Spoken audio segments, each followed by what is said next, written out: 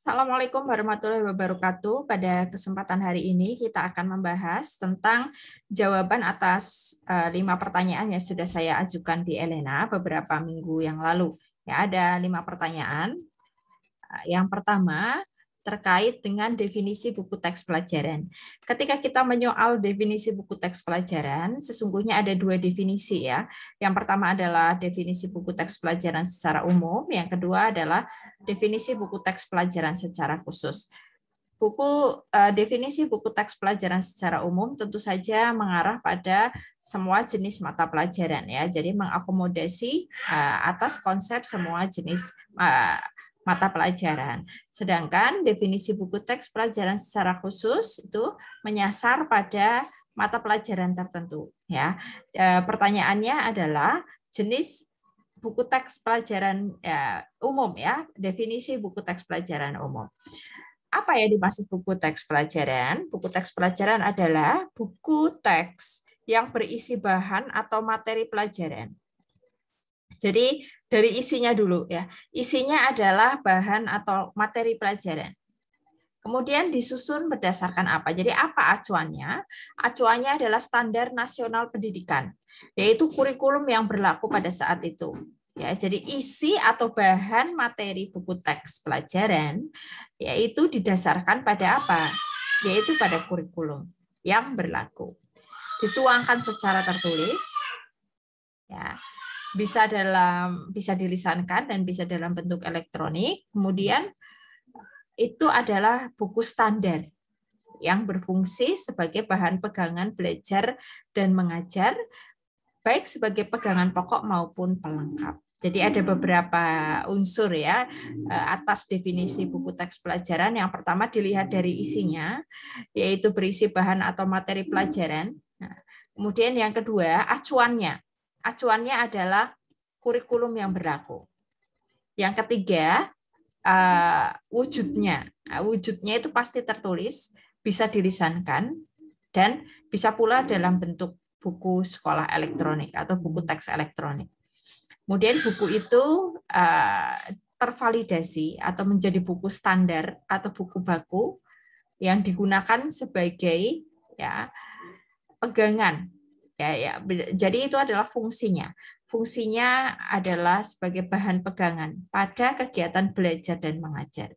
Lalu bahan pegangan itu ya bisa merupakan bahan pegangan pokok, artinya buku teks itu diwajibkan oleh pemerintah maupun sebagai pelengkap. Jadi bisa saja dalam satu pembelajaran, satu mata pelajaran guru menggunakan lebih dari satu buku teks. Misalnya buku teks pokok yaitu buku teks yang dari pemerintah, kemudian dilengkapi dengan buku teks yang dibuat atau disusun oleh pihak swasta, gitu ya. Kemudian definisi buku teks pelajaran secara khusus itu menyasar pada mata pelajaran tertentu. Misalnya definisi buku teks pelajaran bahasa Indonesia, maka definisinya adalah buku teks pelajaran yang berisi bahan atau materi pelajaran bahasa Indonesia, gitu. Ya, begitu juga berlaku bagi mata pelajaran yang lain. Selanjutnya, pertanyaan kedua terkait dengan jenis buku pelajaran. Nah, jadi ini berbeda ya antara buku teks pelajaran dan buku pelajaran. Jadi buku teks pelajaran adalah bagian dari buku pelajaran. Di sini saya sajikan ada 2 aturan. Yang pertama aturan tahun 1992 yang sudah diperbarui pada tahun 2008. Saya belum menemukan aturan terbaru. Ini adalah aturan yang paling baru ya, jadi tahun 2008. Pada tahun 1992 ada 4 jenis buku pelajaran. Yang pertama adalah buku pelajaran pokok, yang kedua buku pelajaran pelengkap, 3 buku bacaan, dan 4 buku sumber. Kemudian diperbarui pada tahun 2008, buku pelajaran pokok berubah istilahnya menjadi buku teks pelajaran. Ya, definisinya Anda sudah tahu. Kemudian ada buku panduan guru. Nah, jadi buku panduan guru itu nama lainnya adalah buku guru yang bisa Anda unduh ya di internet ya di situs Kemdikbud. Jadi ketika siswa belajar menggunakan buku teks pelajaran yang memang dirancang untuk siswa, maka guru memiliki buku panduan atau buku pegangan guru atau istilah lainnya adalah buku guru. Dan itu termasuk jenis buku pelajaran, tetapi yang mengakses adalah guru bukan siswa. Yang ketiga adalah buku pengayaan atau buku non-teks pelajaran.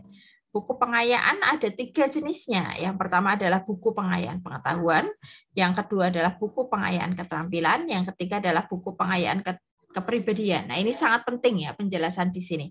Nah, ini juga nanti akan berkaitan dengan perbedaan buku teks pelajaran dan buku non-teks pelajaran. Ya, nanti akan kita jelaskan lebih detail terkait ketiga jenis buku non-teks ini. Jadi nama lain dari buku pengayaan adalah buku non-teks.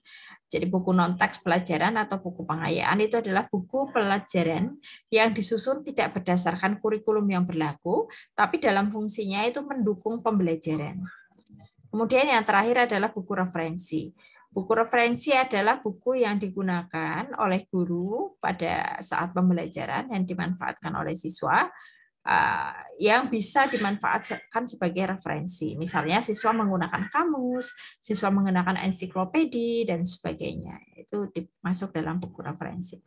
Baik, pertanyaan ketiga ini sesungguhnya berkaitan dengan pertanyaan kedua yang tadi ya, yaitu apa perbedaan buku teks pelajaran dan non-teks pelajaran? Sebutkan jenisnya bila ada dan contohnya.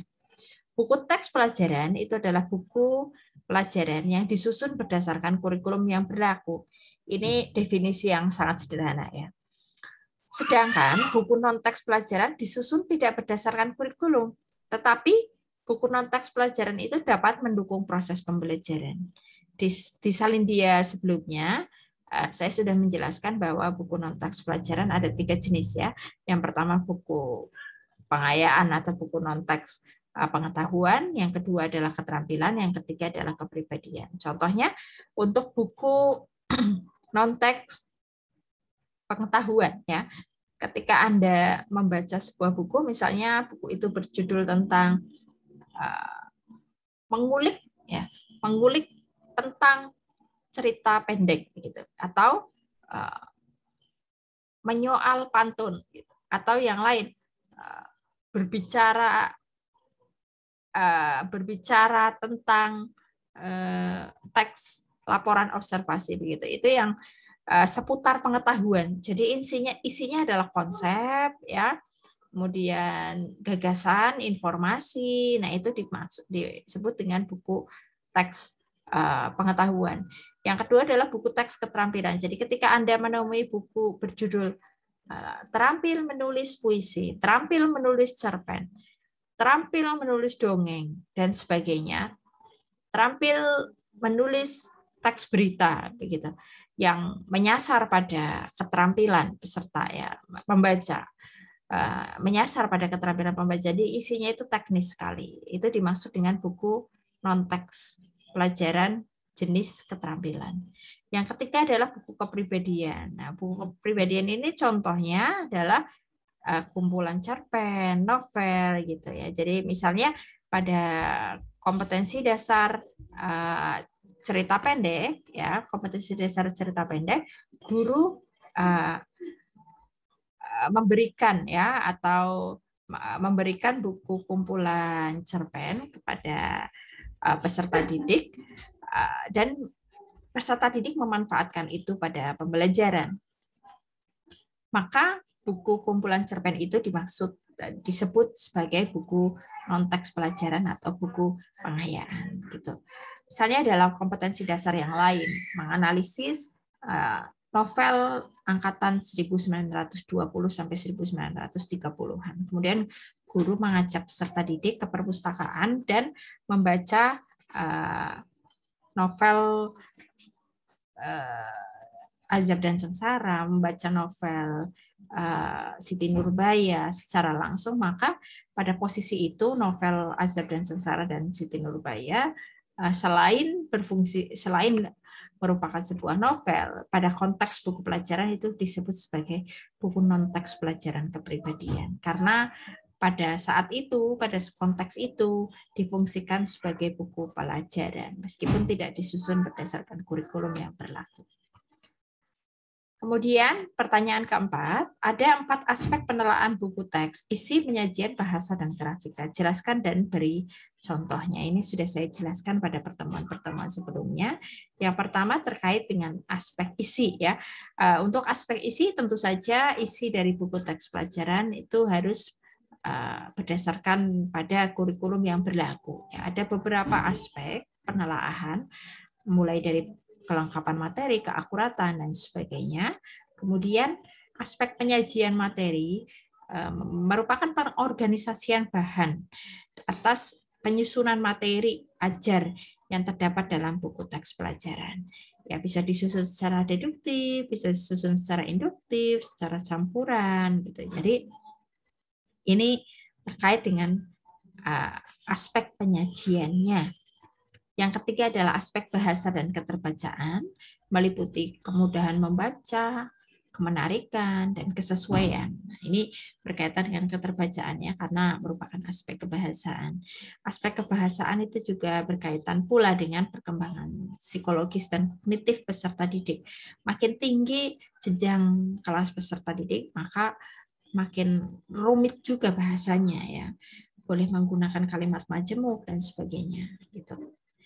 Kemudian aspek grafika ya meliputi ukuran dan bentuk buku, kertas, cetakan dan sebagainya. Ini yang terkait dengan visual dari buku tersebut. Ya, pertanyaan terakhir, sebutkan struktur buku teks pelajaran. Secara umum, struktur buku teks pelajaran dibedakan menjadi dua ya. Yang pertama adalah bagian muka. Bagian muka itu adalah bagian yang Anda bisa lihat tanpa membuka buku itu. Jadi bagian sampul depan, sampul belakang, kemudian punggung buku. Lalu bagian buku teks, ada bagian awal, bagian isi, dan bagian akhir. Bagian awal itu belum menyoal substansi ya, jadi baru ya mulai dari halaman Prancis, kemudian kata pengantar, lalu daftar isi gitu ya. Kemudian dalam bagian isi itu yang sudah substansi sekali ya, substansi sekali, materi. Ini terkait dengan materi. Yang terakhir adalah bagian akhir. Ada daftar pustaka, ada glosarium, gitu ya. Demikian penjelasan dari saya terkait pertanyaan dan jawaban tentang konsep buku teks pelajaran. Wassalamualaikum warahmatullahi wabarakatuh.